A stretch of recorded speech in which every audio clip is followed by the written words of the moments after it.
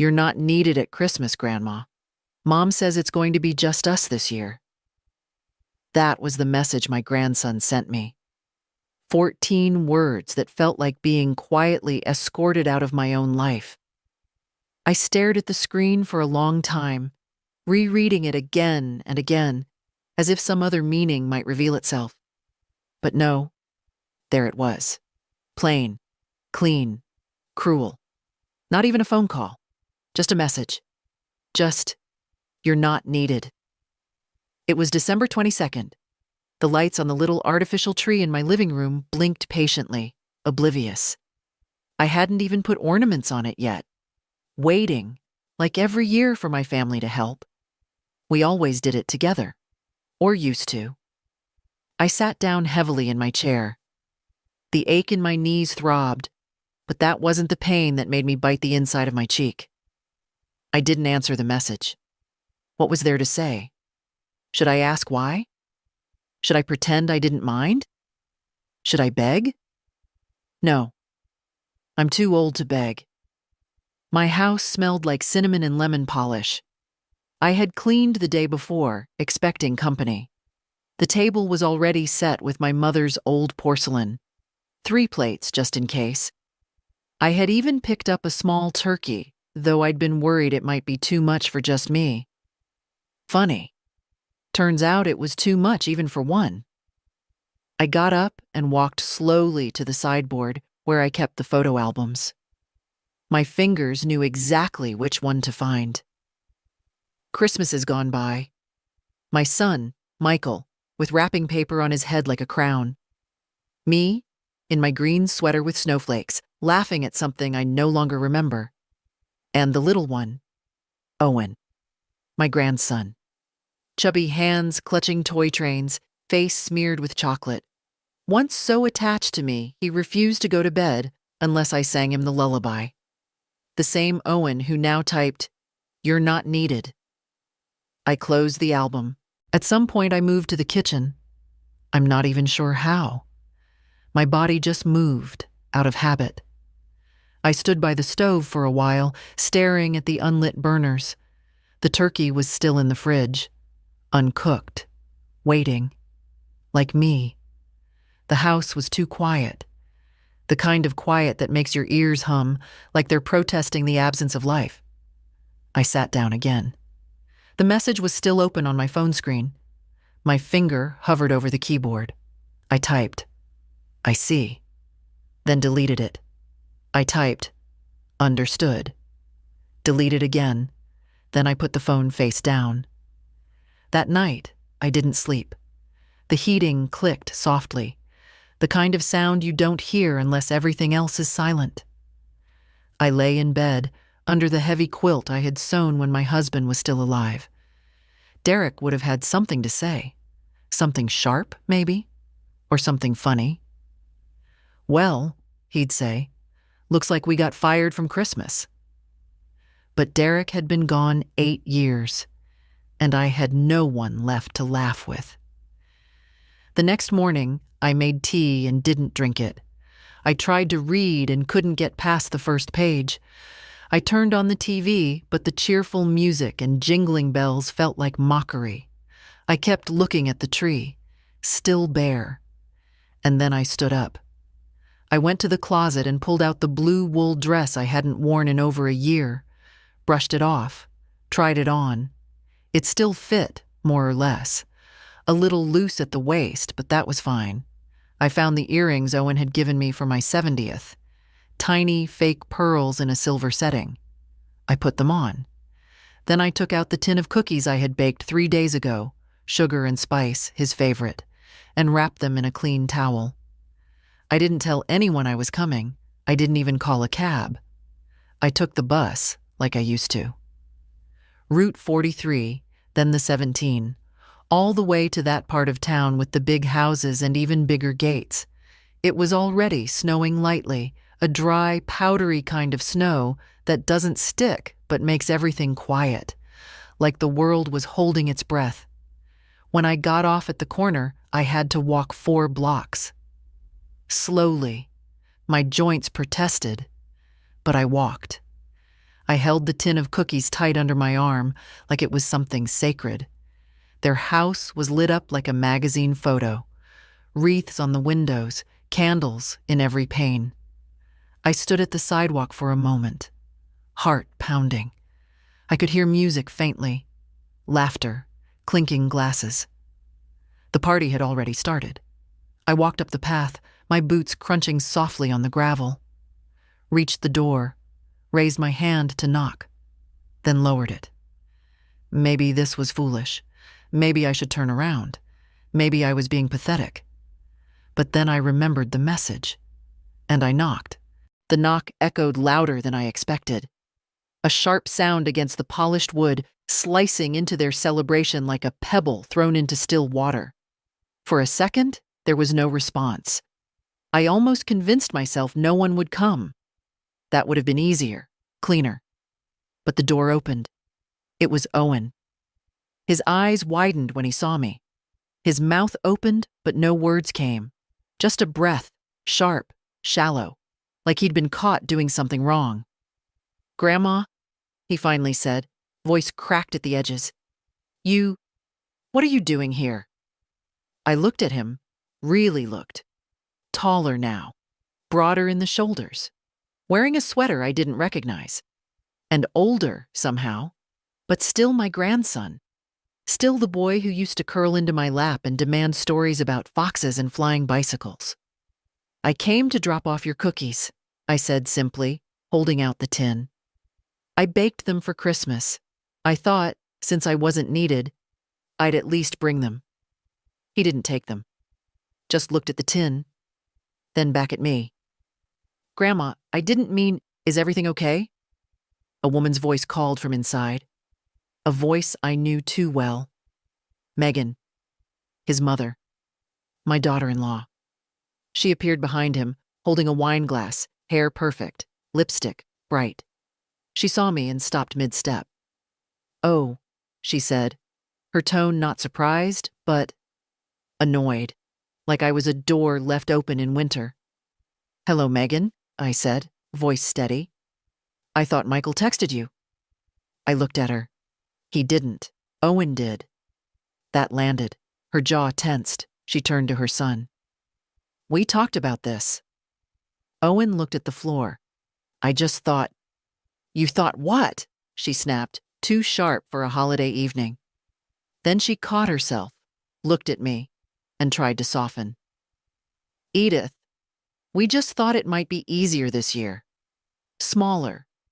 You know how chaotic it gets." "I know," I said, stepping inside without waiting for an invitation. "I know exactly how it gets." She froze. I was in the foyer now. The warmth hit me like a wave. Expensive perfume, pine, the faint smell of glazed ham. The laughter from the living room had dimmed. People had noticed. "Mom?" Michael's voice came from down the hall. Heavy footsteps. He appeared around the corner, tie crooked, cheeks pink from wine. When he saw me, he stopped. His face changed.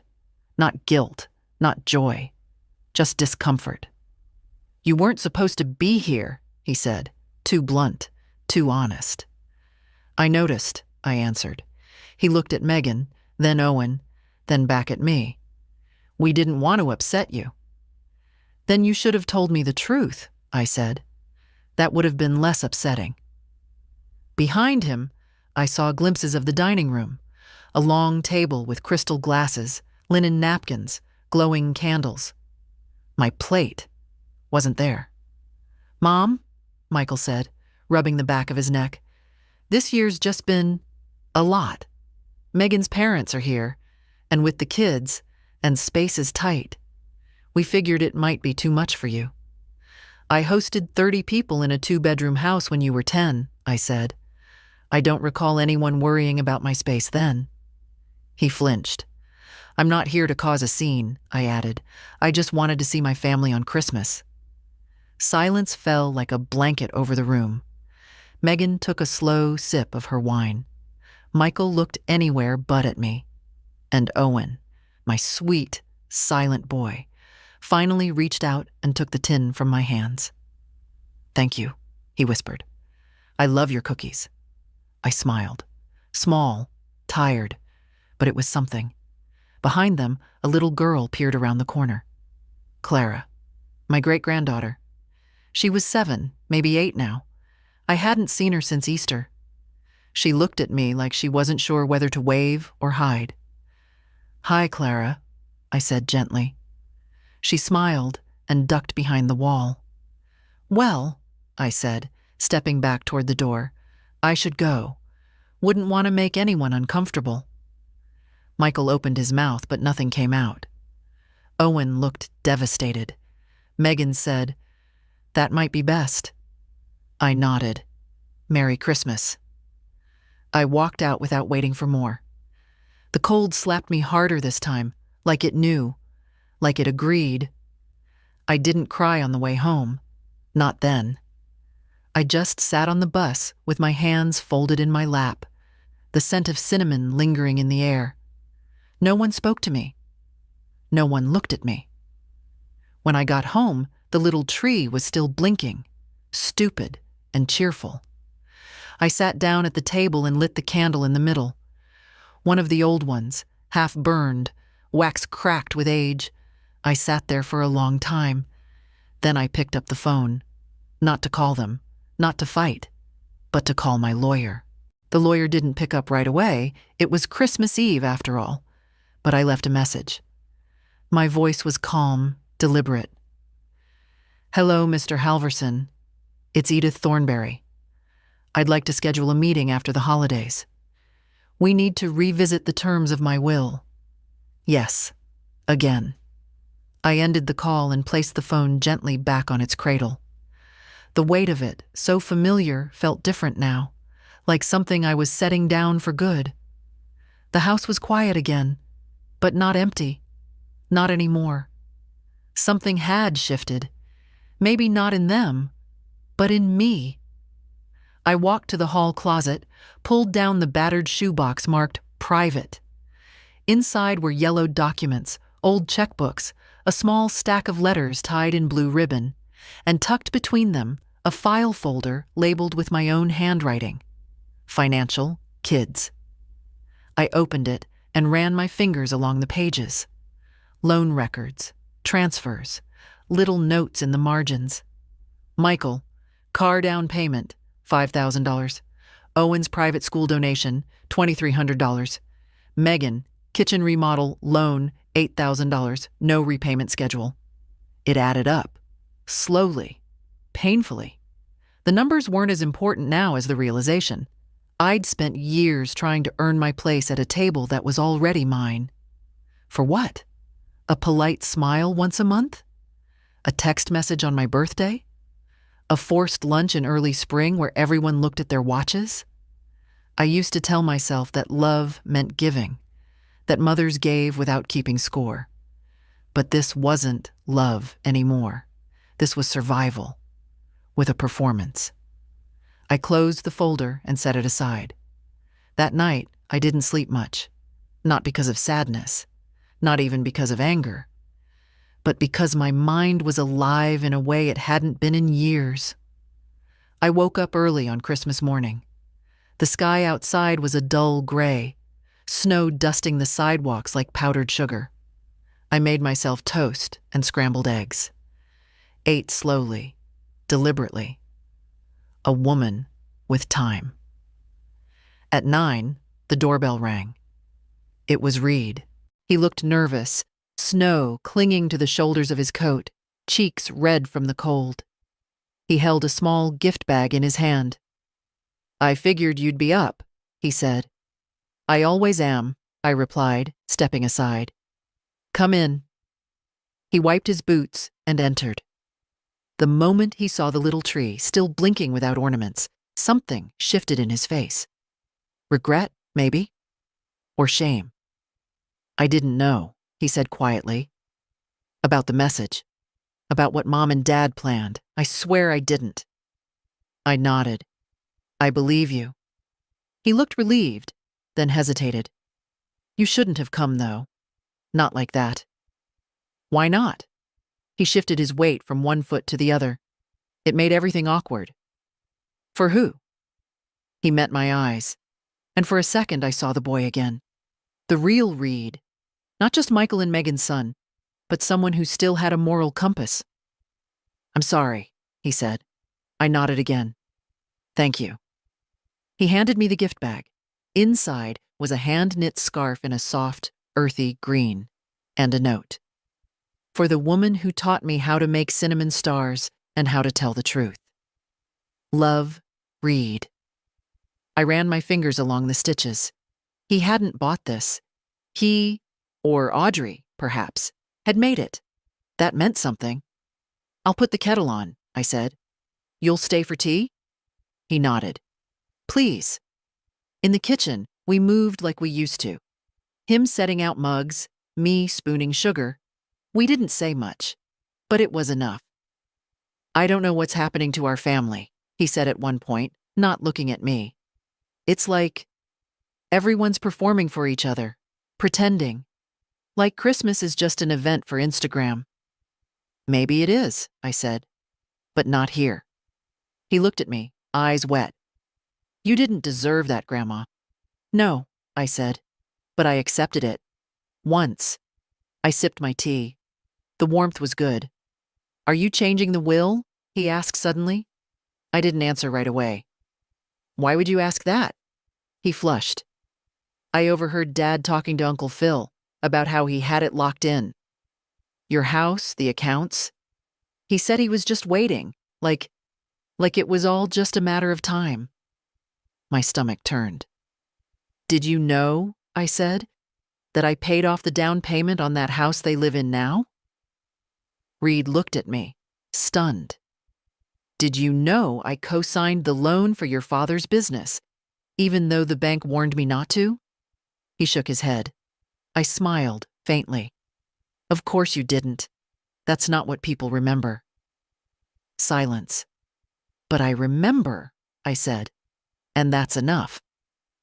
Reed reached across the table and took my hand. I don't want anything from you, he said quietly. Just don't give up on all of us yet. Some of us still see you. That almost undid me, but I held it together.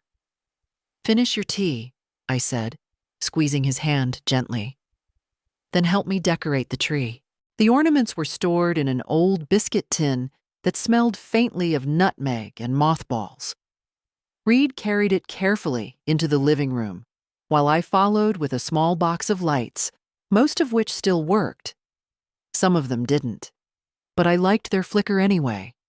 It reminded me that not everything needed to be perfect to feel right. Reed sat cross-legged on the rug, pulling out each ornament like a small treasure.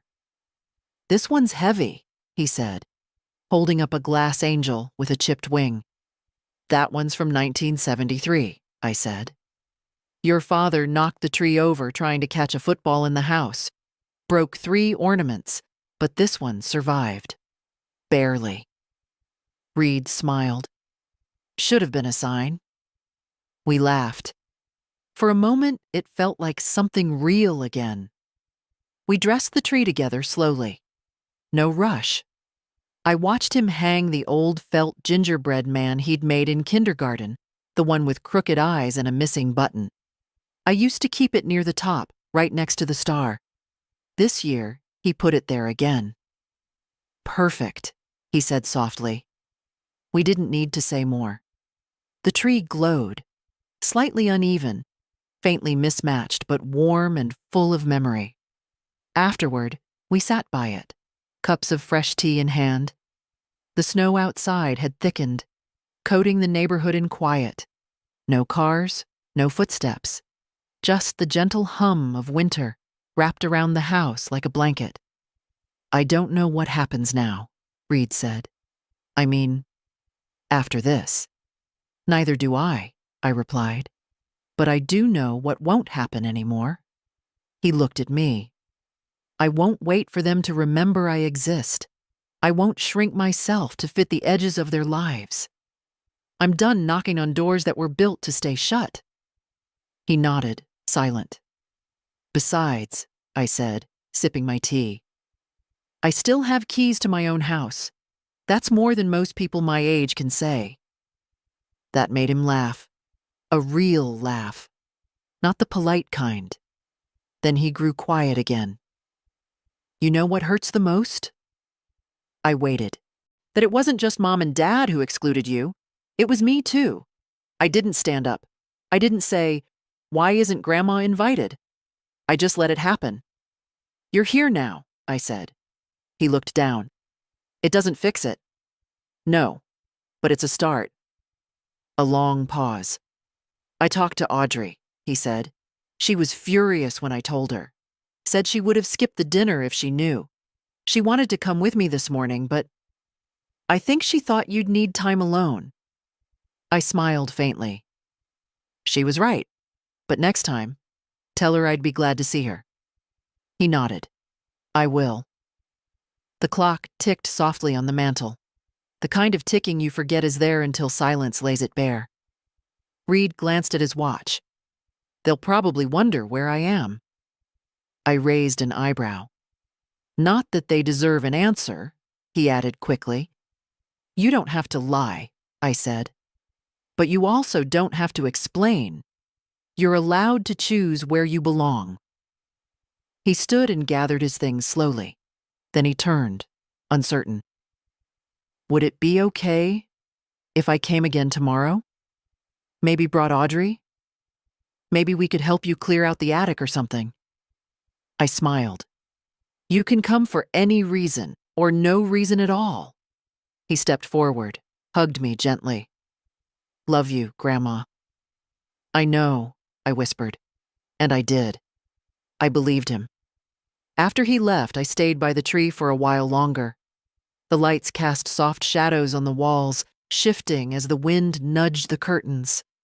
I thought about the dinner I'd walked into, the forced cheer, the eyes avoiding mine, and I thought about my hand on the doorknob, the hesitation, the quiet voice inside that had said, "Don't do it.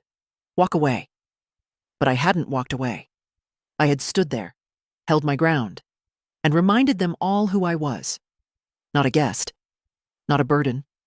Their mother, their grandmother, their past, whether they liked it or not. I looked around the room, small, old, familiar, not polished or perfect, but mine, full of stories no one else could tell.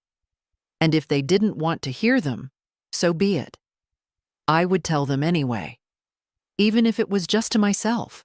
The next morning, I woke to the sound of birds tapping at the window and snow sliding off the roof in wet, heavy clumps. For a moment, I forgot what day it was. Not because of age, but because for the first time in years, I didn't care. The day wasn't defined by a family calendar, a dinner plan, or anyone else's permission. It was mine. I made oatmeal the old way, with brown sugar and chopped walnuts, just as Derek used to like it.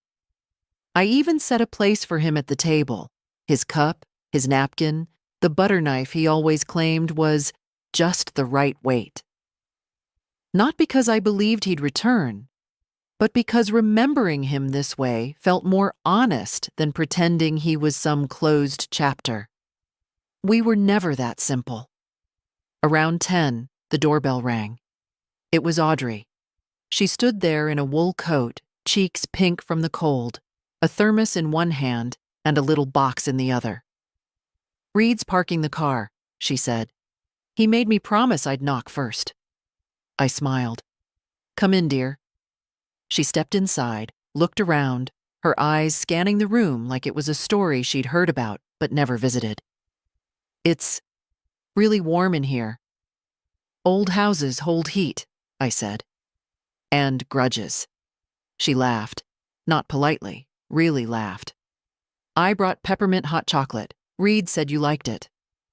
"I do," I said, "though he likes to drown it in marshmallows." She grinned. "He still does." We sat in the living room while the tree blinked quietly beside us. I poured the drink into mugs, and Audrey handed me the box. Inside was a little felt ornament, a fox in a red scarf, holding a book. On the back was stitched somewhat awkwardly, To Grandma Edith, with love. Foxes were always his favorite, I said, voice tight. He told me you used to make up stories about one named Thomas.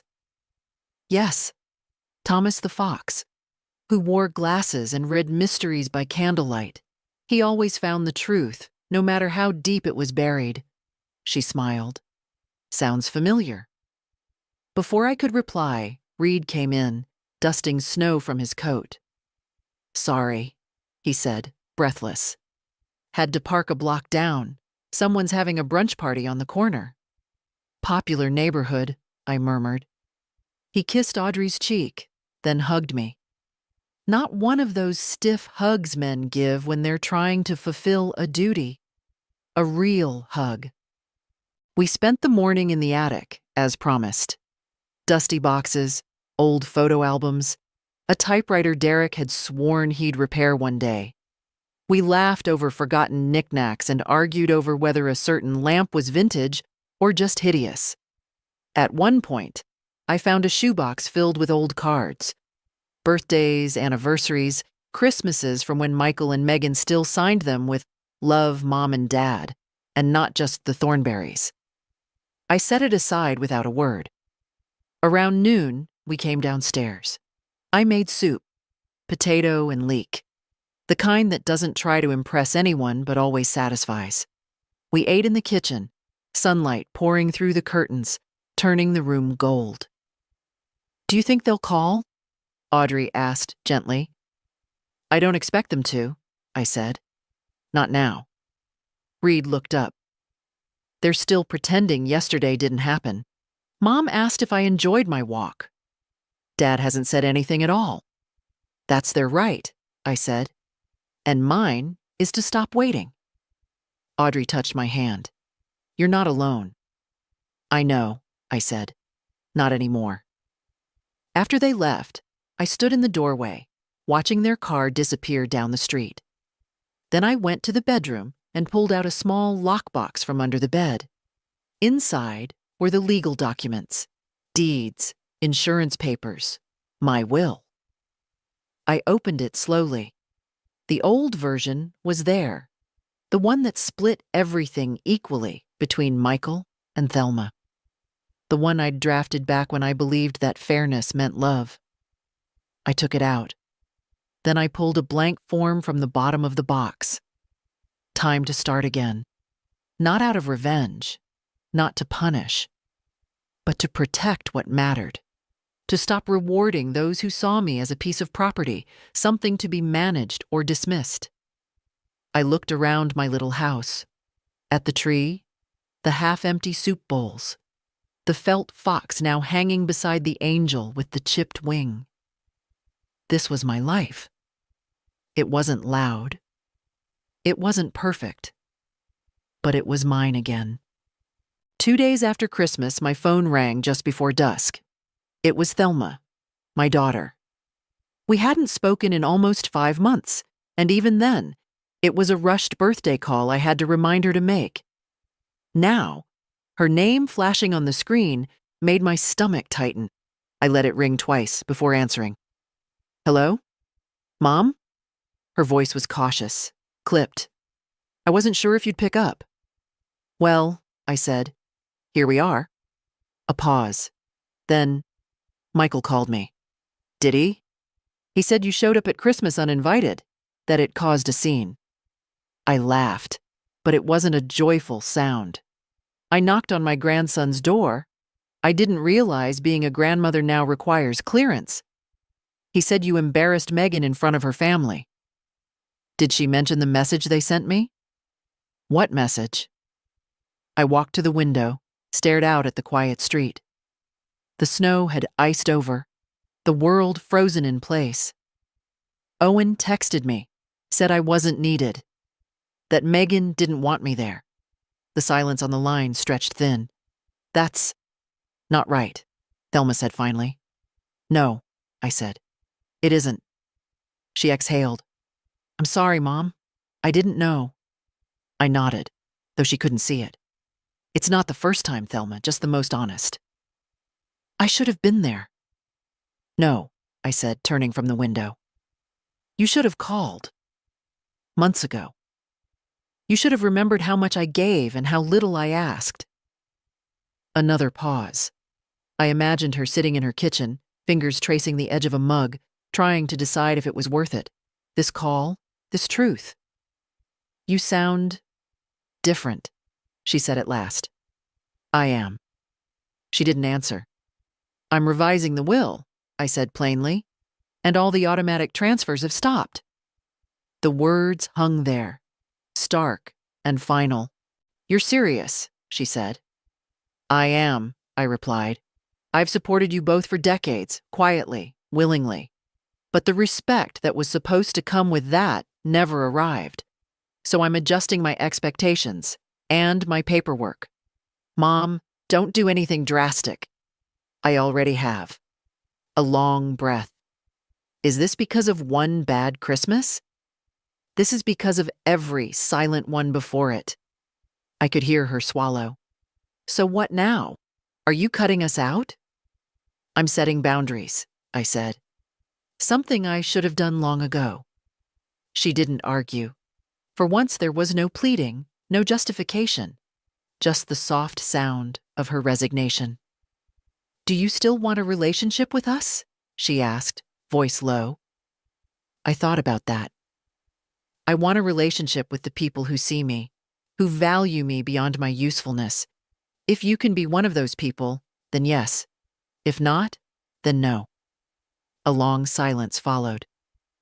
I'll call again soon, she said quietly. We'll see, I replied, and hung up. I stood there for a while, the phone still in my hand. No sadness, no rush of emotion, just stillness, like walking out of a room that had been too loud for too long. That evening, I lit the fire in the living room. Not because it was cold, but because I wanted to. I pulled a blanket over my lap and opened a book Reed had given me months ago, one I'd never made time to read.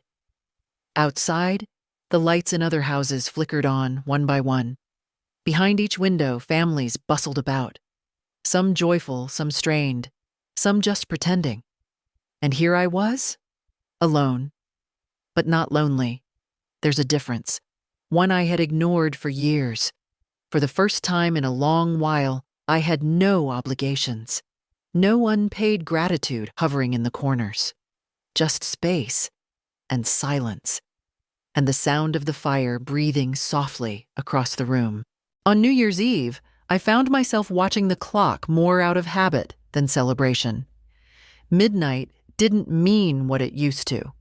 No champagne, no dancing in the kitchen, no Derek tapping his watch and saying, "Another year wiser, Edith." Just me, sitting in my armchair, a blanket over my knees, and a mug of tea gone lukewarm. The fireworks outside started early. Distant bursts of color and noise that didn't reach my windows. I watched them without moving. Then the doorbell rang. Not once, but twice. Insistent, unfamiliar. I opened it to find Megan standing there. She wasn't alone. Owen hovered behind her, his face pale in the porch light, hands stuffed deep into his coat pockets. "Megan," I said. "Happy New Year," she said, though her tone didn't match the words. Her hair was pinned back, her lipstick perfect, as if she'd stepped out of someone else's evening. "Is it?" I asked. She blinked, caught off guard, then forced a smile. "We were in the neighborhood."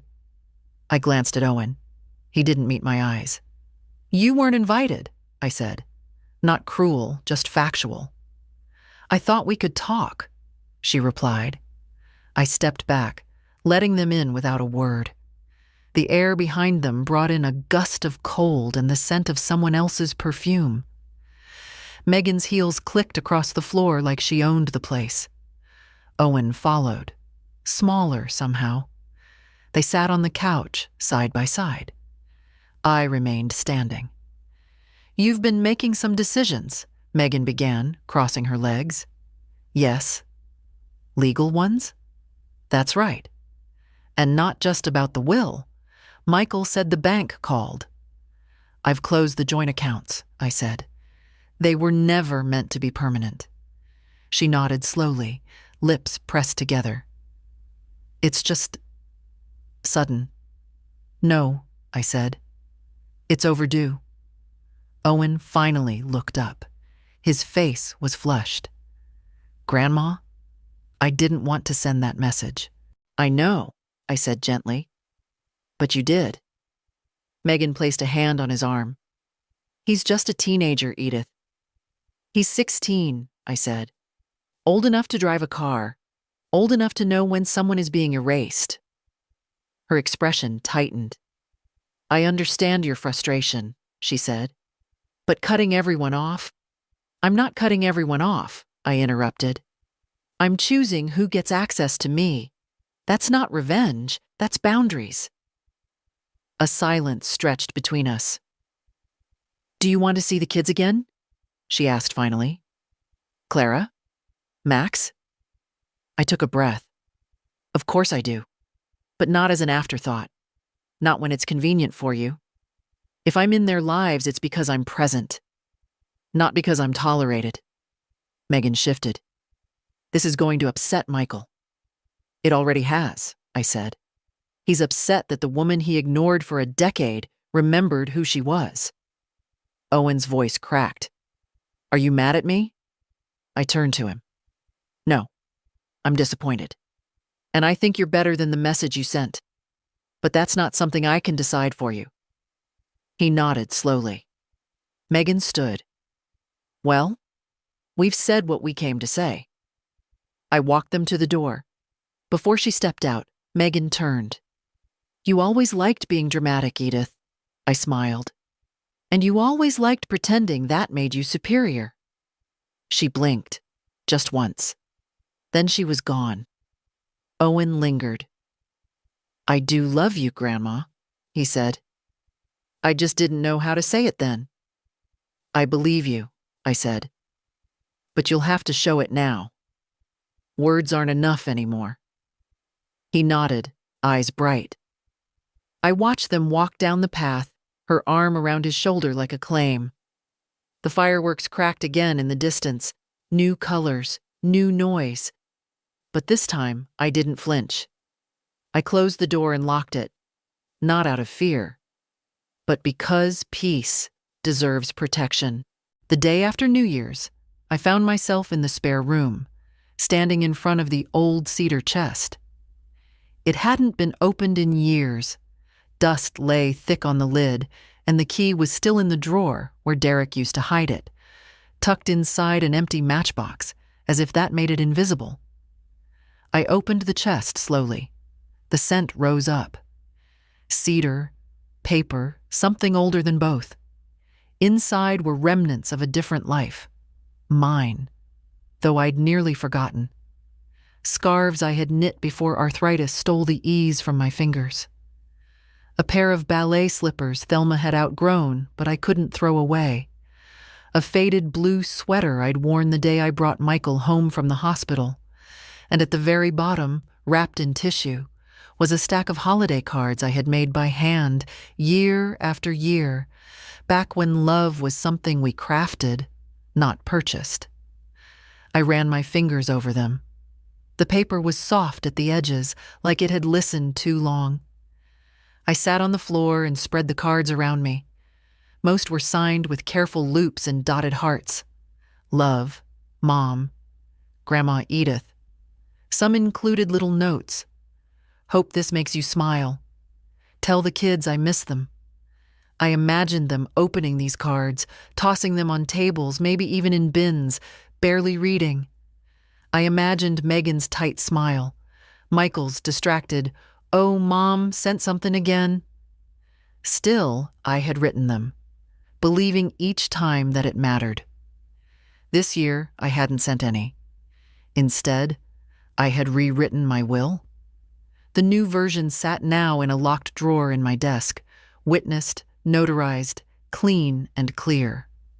Reed and Audrey were named primary beneficiaries, not because they had begged or earned it with flattery, but because they showed up, not just once but consistently, because they remembered I was more than an obligation. I didn't do it to make a point. I did it to correct one. I was still sitting there on the floor when the phone rang. It was a landline ring, slow, deliberate, the kind of sound no one under 30 hears anymore. Hello? Mrs. Thornberry? This is Lori from St. Margaret's. My breath caught. Yes? I hope I'm not calling at a bad time. I'm organizing volunteers for the community dinner next week. Reed mentioned you might be interested. I smiled. Did he? Yes. He said you used to host half the neighborhood every Christmas. I did, I said, before I stopped being invited to anyone else's. She chuckled awkwardly. Well, we could use someone with your experience, if you're willing. I'm more than willing, I said. I've got time, and I've still got recipes.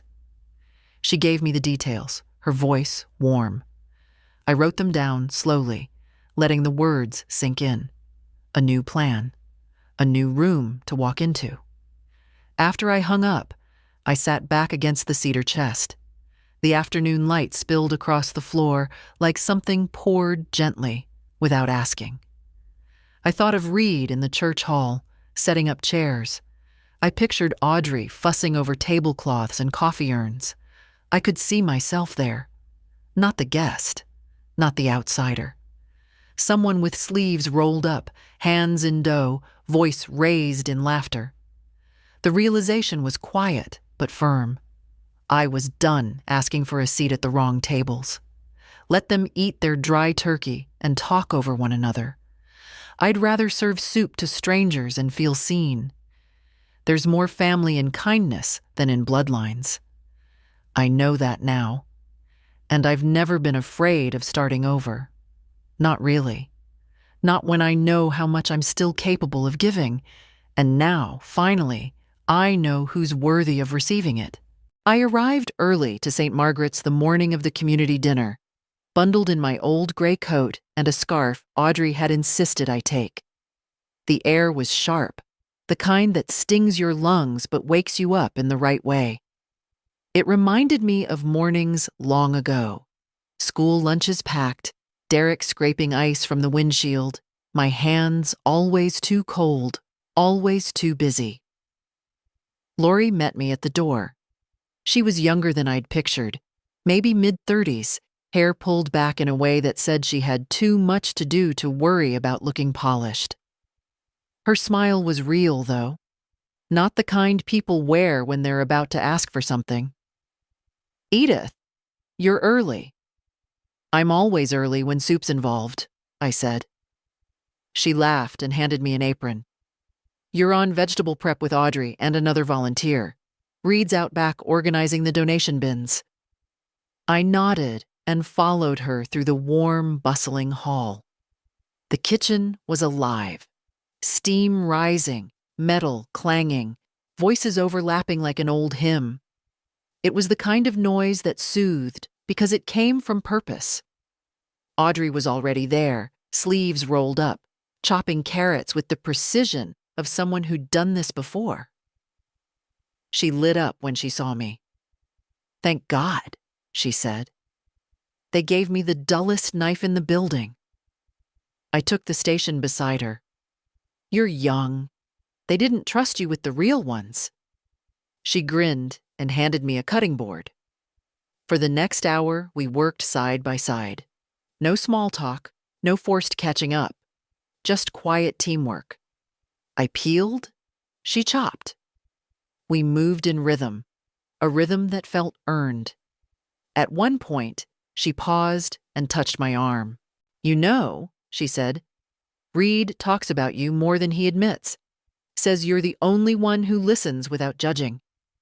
I smiled. That's because I ran out of energy to judge a long time ago. She laughed. Still, it matters. You matter. The words landed somewhere deep. Not dramatic, not loud, just honest. We finished prepping just as the first guests began to arrive. Elderly men in threadbare coats, single mothers balancing toddlers, young couples who looked like they hadn't smiled in weeks.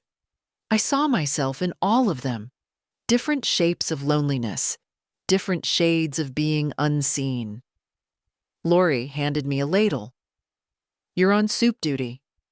I took my place at the table, next to a tray of warm rolls and a line of chipped bowls. One by one, people came through. Some nodded thanks. Some didn't look up.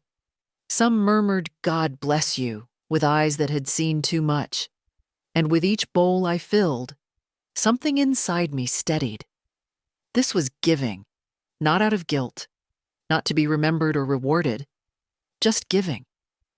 Reed passed by now and then, carrying crates, laughing with the younger volunteers. Once, he stopped beside me and touched my shoulder. "You're glowing," he said. "Must be the steam," I replied, but I knew better. Hours passed like minutes. When the last guest left and the last pan was scrubbed, I felt the ache in my feet, the pull in my lower back, but also something else. Satisfaction. We sat around the long table afterward, volunteers with mugs of cocoa, swapping stories, resting elbows on wood worn smooth by time. Audrey leaned into Reed's side, and he held her hand openly. No performance, no posturing, just presence. Lori raised her cup. "To Edith," she said. "The only person here who peeled 20 pounds of carrots without complaint." Everyone laughed, even me. "To Edith," they echoed. It wasn't the kind of toast you frame or quote in a eulogy, but it was the kind that said, "You belong here." And that, I've learned, is more powerful than any inheritance. The next Sunday morning, I woke with a sharp ache in my hip, a reminder that even purpose doesn't protect you from age. I took my time getting out of bed, letting the quiet of the house settle around me. It wasn't silence anymore. It was peace. After breakfast, I opened the notebook where I now kept my weekly plans. Not the kind I used to make. Appointments, birthdays, things for others. These were mine alone. Bake the molasses cake, visit Mrs. Colton, sort the linen drawer. Today, I wrote just one thing. Talk to Reed. He'd been calling often lately. Not long, meandering conversations, just check-ins. Updates. A recipe question. A recommendation for a mystery novel. Small threads that kept us stitched together. But I knew we were circling something bigger. At noon, he arrived with a brown paper bag and a cautious smile. "I brought lunch," he said. "Egg salad. Don't judge me." I raised an eyebrow. "If it's got celery, we'll have words." He grinned and followed me into the kitchen. We ate at the table like we always did, window cracked just enough to let in the crisp air. Outside, someone's wind chime played a song I almost recognized. Halfway through our sandwiches, he set his fork down. "I told Dad about the will." I paused. "You didn't have to." "I know, but I needed to." I waited. "He said you were being manipulated, that Audrey and I were taking advantage of you." I blinked once. That's a new flavor of irony. "He said you're vulnerable now, that you're angry, acting out." I took a sip of tea. Let me guess, he offered to handle everything just to make things easier. Reed nodded, eyes down. "I'm sorry, Grandma. I didn't expect him to turn it into a strategy." "You shouldn't be sorry," I said.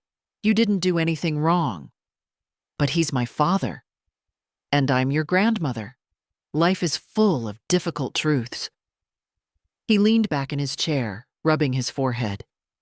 "He said the money isn't the point, that you're destroying the family by playing favorites." I almost laughed.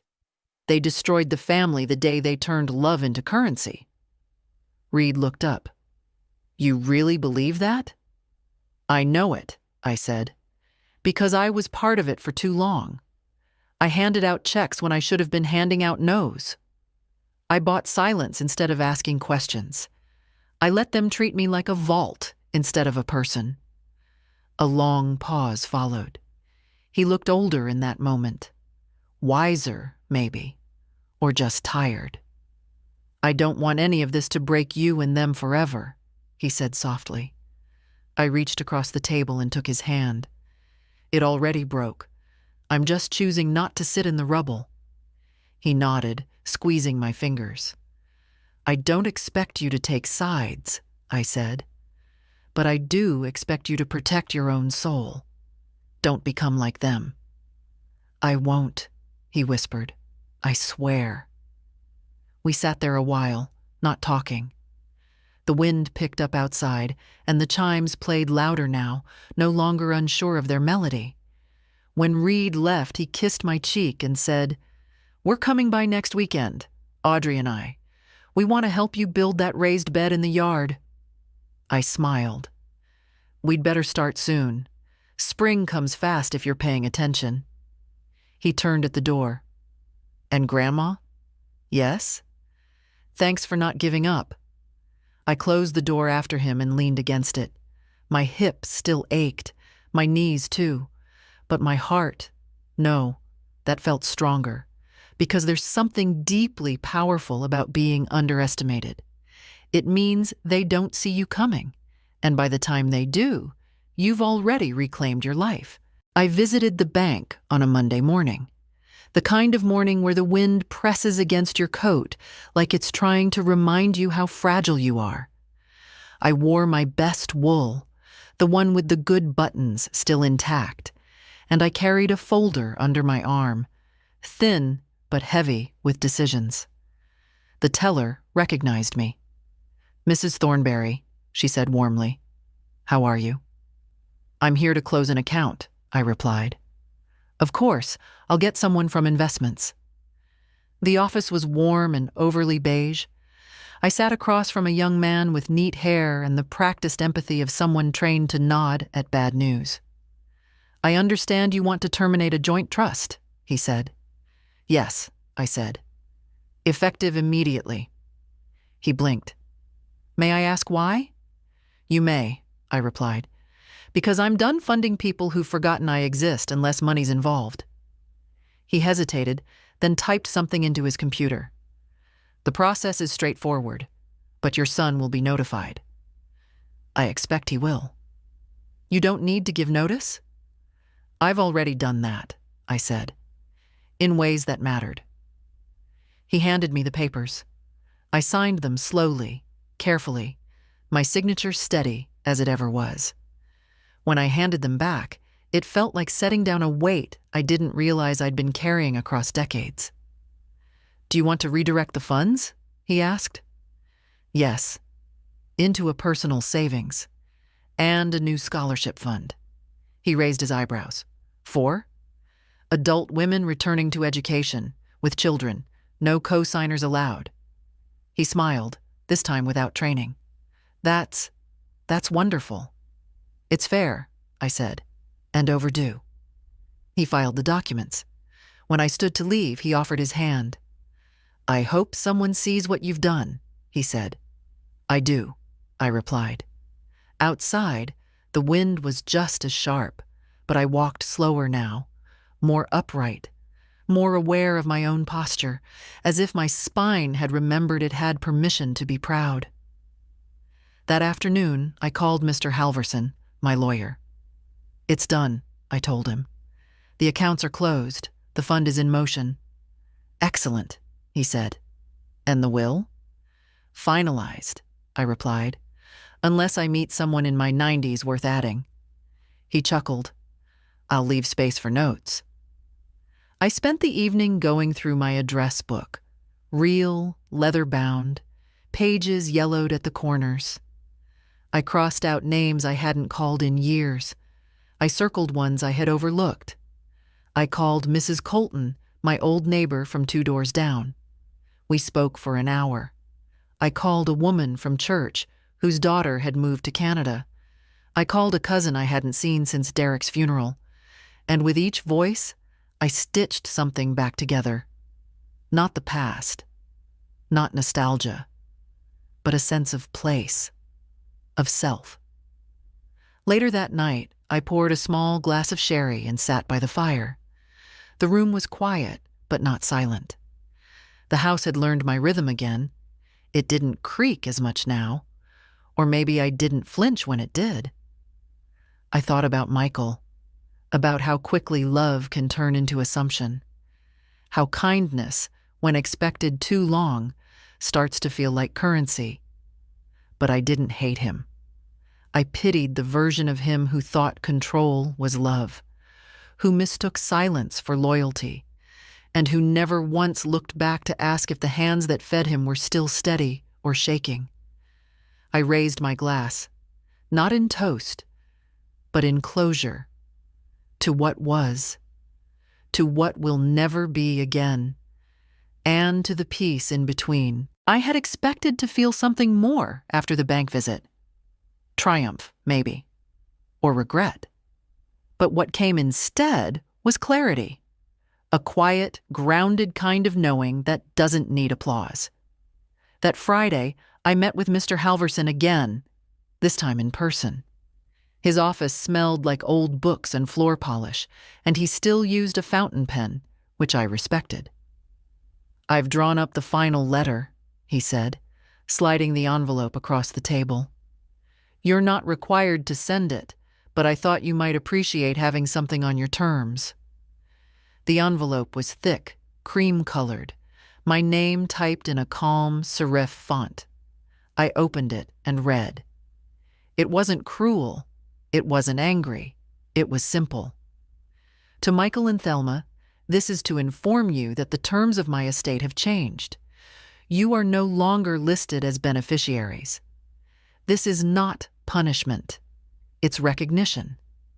You have lived for many years without my presence or participation, except where money was involved. I am finally following your lead. I wish you well. Mother." I folded the letter neatly and placed it back inside the envelope. "I'll hold on to it for now," I said. "Let silence do its work a bit longer." He nodded. Sometimes silence is the loudest statement. When I got home, the phone was ringing. It was Michael. I didn't answer. He called again the next day, then once more on Sunday morning. I let each one go to voicemail, not out of spite, but because I wanted to see if he'd leave something more than excuses, more than the same tired rhythm of guilt dressed as concern. On the fourth try, he finally left a message. "Mom, it's Michael. I heard what you've done. I think we need to talk. I think you're overreacting. Megan says this isn't like you. Call me back. Please." I listened to it once, then deleted it. That afternoon, I went into town with Audrey. We stopped at the thrift store, browsed through old books and dishware, picked up a few spring bulbs for planting. "You seem lighter," she said, as we walked back to the car. "I am," I said. "I've been walking around for years with my hands full. It took me this long to realize I could put things down." She smiled, opened the trunk. "You're teaching me a lot, you know." "I'm not trying to," I said. "Exactly. That's why it works." At home, I planted the bulbs. My knees complained, my back protested, but I kept going. Dirt under my nails, wind in my sleeves. It felt like something holy, like the earth was accepting what I gave without question or judgment. Reed came by in the evening to help finish the bed frame for the garden. He brought a small folding chair and made me sit while he did most of the hammering. "You're not retired from everything," he said, "just from lifting things alone." When he finished, we sat together on the porch. "I saw Dad this morning," he said. "He looked thinner." "Guilt burns energy," I said. "He's worried." "Good." Reed hesitated. "You won't change your mind?" I shook my head. "No. And if I do, it won't be because someone called 3 times in a row." He nodded. "He doesn't know what to do with a version of you he can't manage." "That's his problem," I said, "not mine." The stars were just starting to come out. I pulled the blanket tighter over my shoulders and breathed in the cold. Spring would come. It always did. But this time, I'd made space for it. Not just in the soil, but in me. He came alone. I saw his car from the kitchen window, same silver sedan he's had for years, tires crunching slow across the gravel like it knew it wasn't welcome. He parked too close to the rose bush. Derek would have shouted through the screen, told him to back up and try again. But there was no one left to shout now, just me, and I didn't bother. I stayed at the sink, drying my hands on the dish towel, watching as he stepped out. No gift, no bag, just him, in a dark coat and the slouched posture of someone rehearsing an apology. He didn't knock right away. He stood there on the porch for a full minute, maybe more. Then finally, 3 quiet knocks. Not tentative, not strong. Just tired. I opened the door. "Hi, Mom," he said. I didn't answer, just held the door. He stepped in, looked around like he was trying to remember where everything had been. Nothing much had changed. Same rug, same mirror, same scent of lemon oil and something faintly sweet. But maybe it felt different now. Not his. "Nice to see you," he tried again. Still, I said nothing. He cleared his throat. "I got your message. About the changes." "I didn't send one." He blinked. Reed told me. About the accounts. The will. That's not a message. That's a fact." He looked down at his shoes, then back at me. "Can we talk?" I nodded once and led him into the living room. He sat on the edge of the couch, like it might tip if he leaned back. I stayed in my armchair, the one that had become more throne than seat. For a long moment, neither of us said anything. The clock ticked. A car passed outside. The house held its breath. Then he started. "I don't know how we got here," he said. "It feels like I blinked and suddenly you were gone." "I've been here," I said, "the whole time." He nodded slowly. "I know. I just mean, I didn't expect this." "No," I said. "You expected me to stay quiet, stay grateful, stay convenient." His eyes flickered, but he didn't deny it. "I worked hard, Mom," he said. "I built a life." "With help," I added. "Yes," he admitted. "With help. From you. And I never said thank you enough." "I see that now." "It's not about thank you," I said. "It's about presence, respect, truth." "Didn't mean to push you out. But you didn't pull me in either." He sighed, ran a hand over his face. "Megan's complicated." "No," I said. "She's clear. You're the one who let it happen." That landed. He looked around the room again, as if trying to gather himself. "So what now? You've made your point. Are we just done?" I studied him. Lines in his face. The slump in his shoulders. The boy I raised still flickered behind his eyes, but dimmed by years of assumption. "No," I said. "We're not done. But we're not going back either." He swallowed. "So what does that mean?" "It means I won't pretend anymore," I said. "If you want to be in my life, you come as a son. Not as a manager, not as an heir. Not as someone who needs something. I don't need anything. You need permission to be decent," I said. "That's what I'm taking away." He blinked at that. Sat back. Let the words settle. "I'm tired, Michael," I said softer now. "Tired of performing. Tired of wondering if love still counts when the checks stop." He looked down again, voice lower. "I'm sorry." "I believe you," I said. "But it doesn't change the past." "I know." Another silence. Not cold, just full. He stood after a while. "I should go." I nodded. At the door he hesitated. "If I call, will you answer?" "If it's to talk," I said. "Not to convince." He nodded once. "Okay." He stepped outside, then turned back. "You're different now." "I finally remembered who I was," I said. He stood there a second longer, then walked to the car. I didn't watch him leave. I just closed the door. Softly. And with peace. I sat down after he left. Same chair. Same cushion, with the worn-out corner where Derek used to rest his arm. The house didn't feel changed, but I did. There was no relief. No victory. Just a deep, still kind of truth. The kind you don't speak aloud, because it doesn't need witnesses. I had looked my son in the eyes and said what needed saying. And this time, I didn't apologize for the saying. Later that evening, I found myself reaching for the old tin box I kept in the hutch. The one labeled receipts, though most of them weren't. Inside were letters. Some mine, some Derek's. Notes I'd never mailed. Christmas cards I'd written but couldn't bring myself to send. A strange archive of restraint and yearning. One envelope was addressed to myself. I had forgotten it entirely. It was dated January 3rd, 8 years ago, a day after I had been left out of Clara's 3rd birthday party. The writing was smaller then. Careful. Holding back. Dear Edith, stop making excuses for them. Stop pretending you weren't meant to feel the sting. You did. You always do. And every time you swallow it, it finds another place in your body to live.